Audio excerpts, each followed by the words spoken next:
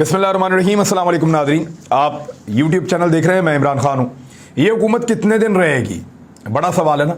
इसका जवाब आज आपको देते हैं इस वीलॉग में और आपको बताते हैं कि ये कितना चल पाएगी। लेकिन उससे पहले इमरान खान साहब से मेरी एक मुलाकात हुई थी और मैंने आपसे कहा था कि मैं आपको बताऊँगा कि उन्होंने क्या चीज़ें मुझे बताई, वो मैं आपके साथ शेयर कर लेता हूँ। साबिक़ वज़ीर-ए-आज़म इमरान खान साहब चेयरमैन पाकिस्तान तहरीक-ए-इंसाफ हैं अब तो वो, और उन्होंने कहा कि जो लोगों ने किया है एतवार की रात को, उससे एक नई तवानाई आई है। ये इमरान खान साहब ने क्लेम किया कि जो कुछ लोगों ने किया एतवार की रात को, उससे एक नई तवानाई आई है मेरे अंदर, मेरी पार्टी के अंदर। उन्होंने कहा कि मेरे अपने लोगों को बाद औक़ात यकीन नहीं था, हमारी पार्टी के अंदर लोग ये कन्फ्यूजन का शिकार थे कि लोग निकलेंगे नहीं निकलेंगे, क्या होगा। लेकिन मैं जानता था कि मेरे लोग ज़रूर निकलेंगे और पाकिस्तानी बाहर आएंगे, मुझे यकीन था। और उन्होंने मुझे कहा कि इमरान, लोग बदल गए हैं, हमारा मुल्क बदल गया है, ये लोग समझ नहीं पा रहे, इनको लगता है कि ये पुराने पाकिस्तान में है, लेकिन पाकिस्तान बदल गया है। ये लोग पहली बार खुद निकले हैं और अब हमारे ऊपर एक बहुत बड़ी जिम्मेदारी है कि इन लोगों को मायूस ना होने दें। ये इमरान खान साहब ने कहा। उन्होंने कहा कि मैं इन सारों का मुकाबला करूँगा, और ये भी उन्होंने कहा कि मेरे ऊपर ये जिम्मेदारी है, ये लोग मेरे ऊपर एतमाद करके बाहर आए हैं और मैं इनको खुद लीड करूँगा। जिस तरह बैरूनी मुदाखलत से मेरी हुकूमत का खात्मा हुआ है, अब सब हकीकत जान चुके हैं, ये इमरान खान साहब ने कहा। फिर उन्होंने इस बात के ऊपर वो बहुत मुतमईन थे कि लोगों ने जैसा उन्होंने सोचा उससे बढ़ के रिस्पॉन्ड किया है, और उन्होंने कहा कि अब कोई इनका रास्ता लोगों का नहीं रोक पाएगा, अब ये मुल्क मजाक नहीं बनेगा। लोग जाग गए हैं, वो अपनी आज़ादी और ख़ुद मुख्तारी के लिए खुद आवाज़ उठा रहे हैं, तो मैं उनके साथ शामिल होऊंगा और उनको लीड करूंगा। इसमें उन्होंने कुछ फेयर्स जो हैं, कुछ जो ख़तरे हैं, उनसे मुझे आगाह किया। उन्होंने कहा कि लेटर का पाकिस्तान में अब मजाक बना दिया जाएगा क्योंकि शहबाज शरीफ हुकूमत में आ चुका है, ये उन्होंने कहा। उन्होंने कहा लोगों पर लालच या दबाव डालकर ये कोशिश करेंगे कि इस सारी चीज़ को जो है वो इसका मजाक बनाया जाए, इस लेटर को। लेकिन उससे पहले हमने जहाँ जहाँ आगाह करना था हमने आगाह किया, हमने मीडिया को बताया। जो डिप्टी स्पीकर है उन्होंने चीफ जस्टिस को भी इसकी एक कॉपी भिजवा दी है। तो ये एक ऐसी सिचुएशन है कि जिससे अवॉइड करना जो हुकूमत बनी है उसके लिए मुश्किल होगा। फिर उन्होंने ये कहा कि इस लेटर को मजाक बनाने की कोशिश की जाएगी और मेरे और मेरी फैमिली के ऊपर किरदार कुशी की जाएगी। और इमरान खान ने कहा मुझे इसका पूरा यकीन है कि इनको ये करना पड़ेगा, और क्योंकि पहले भी कई मरतबा मेरे साथ यही सलूक इन्हीं सियासी जमातों ने किया है। उन्होंने कहा पौने 4 साल में वज़ीर-ए-आज़म रहा हूँ, मेरे खिलाफ एक इल्ज़ाम ऐसा नहीं ला सकते जिसमें कोई हकीकत हो, तो ये सिर्फ किरदार कुशी कर सकेंगे और वही ये करेंगे, ये इमरान खान साहब ने कहा। और फिर वैसे भी शरीफ ख़ानदान के पास आपको पता है कि हर ताले की चाबी है पाकिस्तान में, बल्कि अभी हाल ही में उन्होंने जंग आलूद ताले खोले हैं। यानी किस तरह का भी ताला हो पाकिस्तान के निज़ाम के अंदर, शरीफ ख़ानदान के बाद उस ताले को खोलने की चाबी है। चाहे आधी रात को खोलना पड़े, चाहे सुबह सुबह खोलना पड़े, चाहे रात के पिछले पैर खोलना पड़े, वो ताला खोल लेते हैं। और शरीफ ख़ानदान के बाद हर ताले की पाकिस्तान में चाबी है, बल्कि एक मास्टर की है जिससे जंग आलूद ताले भी खुल जाते हैं, जिनका कोई इम्कान ना हो कि ये ताला खुलेगा, वो भी वो खोल लेते हैं। तो ये तो अब सब जानते हैं। एक फैक्ट है, मैं आपके सामने रख देता हूँ कि मुस्लिम लीग नून जब 2018 में इक़्तिदार से अलग हुई थी, तो उस वक्त जो वो पैसा छोड़कर गई थी कौमी ख़जाने में, वो 9 अरब अमरीकी डॉलर्स थे। 9 अरब अमरीकी डॉलर्स ये पैसे छोड़कर गई थी मुस्लिम लीग नून 2018 में। अब जो आज पाकिस्तान तहरीक-ए-इंसाफ की हुकूमत ख़त्म हुई है, तो वो नून लीग ने हुकूमत की थी लगभग 5 साल पूरे, तहरीक-ए-इंसाफ ने हुकूमत की है पौने 4 साल, अभी इसमें 1.25 साल इनका बाकी था। लेकिन तहरीक-ए-इंसाफ इन सालों में जो कोविड के बावजूद बहुत बड़े बड़े पैकेजेस उनको देने पड़े, इसके बावजूद हालात आपके सामने थे, उसके बावजूद पाकिस्तान तहरीक-ए-इंसाफ जो कौमी खजाने में पैसा छोड़ के गई वो 22 अरब अमरीकी डॉलर्स, यानी 9 अरब डॉलर्स छोड़कर गई थी मुस्लिम लीग नून कौमी खजाने में, और 22 अरब डॉलर्स नून लीग के लिए छोड़कर गई है पाकिस्तान तहरीक-ए-इंसाफ। तो खजाना खाली नहीं है, कोई ये नहीं कह सकता कि दिवालिया हो गया मुल्क या कौमी खजाना खाली हो गया या मईशत बहुत बुरी चलाई है। तो जिन लोगों ने मईशत बहुत अच्छी चलाई थी वो 9 अरब डॉलर छोड़कर गए थे, और जिनके बारे में सब कहते हैं बहुत बुरी चलाई है, वो 22 अरब डॉलर छोड़कर जा रहे हैं। शहबाज शरीफ साहब ने आते ही 10-10% को पैसे बढ़ाए हैं, लेकिन ये जो पैसे उन्होंने बढ़ाए हैं ये उन्हीं पैसों में से जाएंगे ना जो पिछली हुकूमत छोड़कर गई थी। अब एक ट्रेंड जो पाकिस्तान में चल रहा है, इंपोर्टेड गवर्नमेंट नामंजूर, इंपोर्टेड हुकूमत नामंजूर। एक्चुअली ट्रेंड ये है, आप गौर करें और जरा इसको टाइप करें अपने ट्विटर के ऊपर जाके।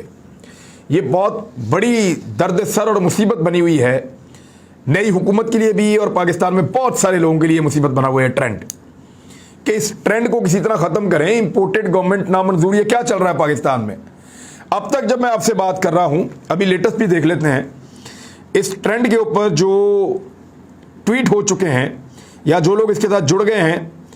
ये है जी, इंपोर्टेड हुकूमत नामंजूर। तो ये ट्रेंड पहुंच गया है लगभग 3.25 मिलियन से ऊपर चला गया है। 3.25 मिलियन पे अभी भी ये इस वक्त ट्रेंड कर रहा है। ये है सूरत हाल इस ट्रेंड की। इस ट्रेंड को खराब करने के लिए या इसको रोकने के लिए इससे मिलते जुलते बहुत सारे ट्रेंड ट्विटर पे डाले गए हैं। पीएमएलएन के मीडिया सेल की जानिब से, पीपल्स पार्टी के मीडिया सेल की जानिब से, और पॉलिटिकल पार्टीज हैं वो भी इस पे काम कर रही हैं।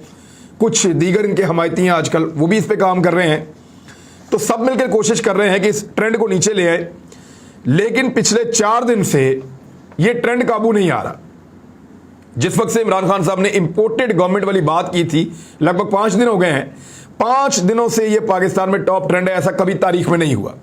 मिलियंस के अंदर रोजाना इसके ऊपर ट्वीट होते हैं और लगातार होते हैं। ये टॉप ट्रेंड ही रहता है पाकिस्तान के अंदर। 5 दिन हो गए हैं, इससे जान नहीं छूट रही। कोई इसके अंदर और बहुत सारे ट्रेंड शामिल कर रहे हैं। कोई शामिल कर रहा है इंपोर्टेड गवर्नमेंट हुकूमत की जगह डाल देता है, कोई स्पेलिंग को आगे पीछे कर देता है, कोई इसके अंदर कुछ 40-50 ऑप्शंस आ गई हैं कि कुछ भी करके इस ट्रेंड को खत्म किया जाए और इसको टॉप में से निकाला जाए, टॉप 5 के अंदर से तो बाहर फेंक दिया जाए। लेकिन वो हो नहीं पा रहा। लोग ढूंढते हैं जाके कि जो प्रॉपर लिखा हुआ होता है ना, इंपोर्टेड हुकूमत नामंजूर, लोग उस पर जाके क्लिक करते हैं, फिर वो मिलियंस के अंदर जाता है। यूएई का टॉप ट्रेंड बना यही वाला। यानी पहली दफा ऐसा हो रहा है कि पाकिस्तान से कोई ट्रेंड चल रहा है तो वो यूएई के अंदर भी टॉप ट्रेंड जा रहा है। तो वो वहां पे यूएई में जो पाकिस्तानी हैं, उन लोगों ने, जो कम्युनिटी वहां मौजूद है, उन्होंने इसको भी उठाया और वहां पे भी इसको टॉप ट्रेंड बना दिया है। अब सर तोड़ कोशिशें हो रही हैं इस ट्रेंड को हटाने के लिए। कुछ मनाजिर, तस्वीर बहुत तकलीफदेह भी आई हैं। लोगों का गुस्सा अपनी जगह पे जायज़ है, लेकिन पासपोर्ट को जलाना, उसको फाड़ना, ये पाकिस्तान की निशानी है और पाकिस्तान हमारा है। देखिए, हम कल रहें या ना रहें, पाकिस्तान रहेगा। इस मुल्क से बड़े बड़े लीडर चले गए, कायदे आज़म मोहम्मद अली जिन्ना चले गए, लियाकत अली खान चले गए। ये मुल्क रहा है और ये मुल्क हमेशा रहेगा। अल्लाह ताला इमरान खान साहब को सलामत रखे। उनके जो फॉलोअर्स हैं, हो सकता है उनको दोबारा वज़ीर-ए-आज़म बनाने में कामयाब हो जाए, लेकिन जब मैं भी नहीं हूँगा इस मुल्क में, तब भी इंशाल्लाह ये मुल्क रहेगा। ये क़यामत तक कायम रहने के लिए बना है। तो इसके पासपोर्ट की तस्दीक ना कीजिए। आज से 50 साल 100 साल के बाद जब नस्लें ये देख रही होंगी हमारी आने वाली, के हमारे बड़े जो है वो पासपोर्ट फाड़ के फेंक रहे थे, तो बुरा लगेगा। ये ना करें, ये जुल्म ना करें।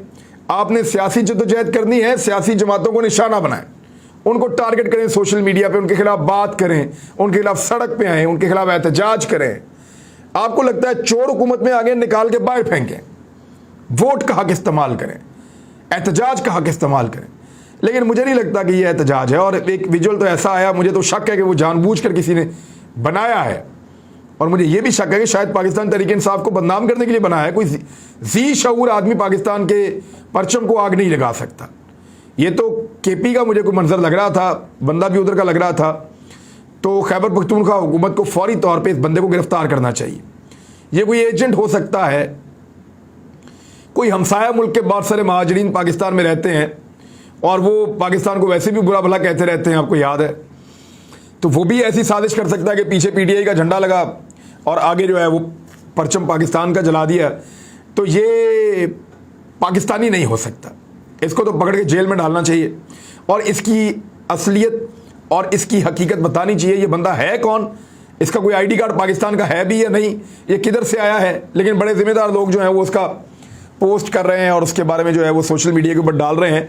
ऐसी चीज़ को तो शेयर भी नहीं करना चाहिए, डिस्करेज करना चाहिए। और इसको पाकिस्तान तहरीक इंसाफ ने ये जिम्मेदारी अदा की। उन्होंने फौरी तौर पे कहा कि पासपोर्ट्स की इज्जत करें और कौमी परचम को किसी जगह कोई नुकसान ना पहुंचाए, ये हमारा काम नहीं है। और साथ ही साथ उन्होंने ये भी कहा कि पाक फौज को कोई गाली ना दे, पाक फौज के खिलाफ कोई ट्रेंडिंग ना करे, पाक फौज को कमज़ोर करने की साजिश हमारे दुश्मन की होती है। इंडिया इसको बहुत हवा देता है, पीटीएम जब करता था तब भी इंडिया हवा देता था।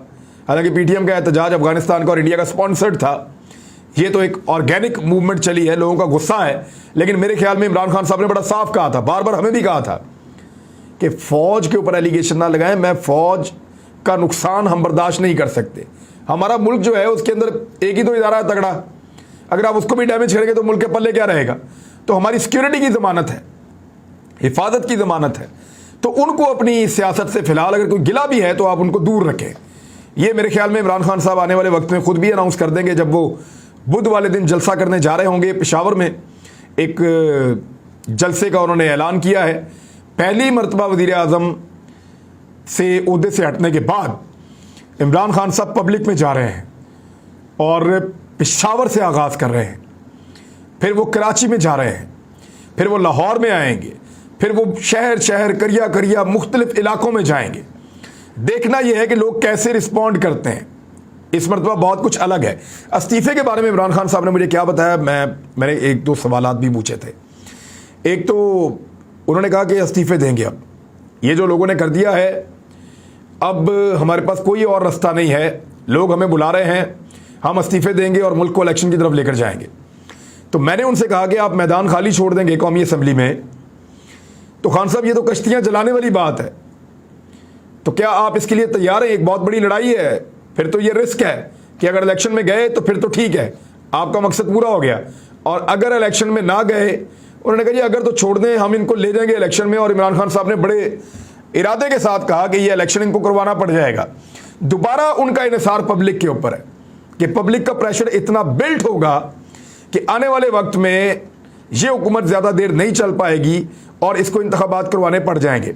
अब एक पिक्चर है, मैं आपके सामने पेश कर देता हूँ, लेकिन उससे पहले इमरान इस्माइल ने और शाह फरमान ने इस्तीफ़ा दे दिया और उन्होंने कहा कि बैरूनी साजिश के तहत वज़ीर आज़म को निकाला गया है और इक़्तिदार में अब नहीं रहना चाहते, गवर्नर नहीं रहना चाहते। उन्होंने सदर पाकिस्तान को अपने अपने इस्तीफ़े भिजवा दिए हैं। अब आ जाए, ये हुकूमत कितना अरसा चलेगी, इसके इत्तेहादियों के बारे में आपको बता देता हूँ कि 13 जमातें हैं जो मिलकर इक़्तिदार में आ रही हैं। ज़्यादा वजारतें जो हैं वो PMLN के पास होंगी, लगभग 12 वजारतें। वज़ीर आज़म भी उनका अपना है। स्पीकर जो है वो पीपल्स पार्टी को दिया जा रहा है। डेप्टी स्पीकर जो है वो एक दूसरी बड़ी जमात को दिया जा रहा है, फजलुर रहमान साहब के पास गालिबन जाएगा। इसके अलावा जो है वो हो सकता है फजलुर रहमान साहब के पास जाए, हो सकता है वो डिप्टी स्पीकर का होता जो है वो राजा परवेज़ अशरफ साहब ऐसे स्पीकर आ रहे हैं पीपल्स पार्टी के, वो PMLN अपने पास रख ले। लेकिन फजलुर रहमान साहब की जमात को 4 वजारतें दी जाएंगी, 4 या 5 वजारतें उनको मिलेंगी। पीपल्स पार्टी को 7 वजारतें मिलेंगी, वजारत खारजा उसके अंदर शामिल होगी और स्पीकर का ओहदा भी उनके पास होगा। MQM को 2 या 3 वजारतें मिलेंगी। इसी तरह मेंगल साहब को 2 वजारतें मिलेंगी और तारिक बशीर चीमा को ओबलाइज किया जाएगा, उनको वजारत दी जाएगी। फिर बुगटी जो हैं, शाहज़ेन बुगटी, उनको, फिर बुतानी साहब जो हैं उनको, तो इन तमाम लोगों को, और बलूचिस्तान अवामी पार्टी जो है उसको भी वजारत 1 या 2 दी जाएंगी। तो इस तरह सबको वजारतें मिल जाएंगी। पहले मरहले में जो इत्तेहादी जमातें हैं उनको ओबलाइज किया जाएगा, फिर दूसरे मरहले में PMLN के और पीपल्स पार्टी के बाकी लोग आ जाएंगे। वजारत ख़जाना, वजारत जो दाखिला है वो PMLN के पास रहेगी।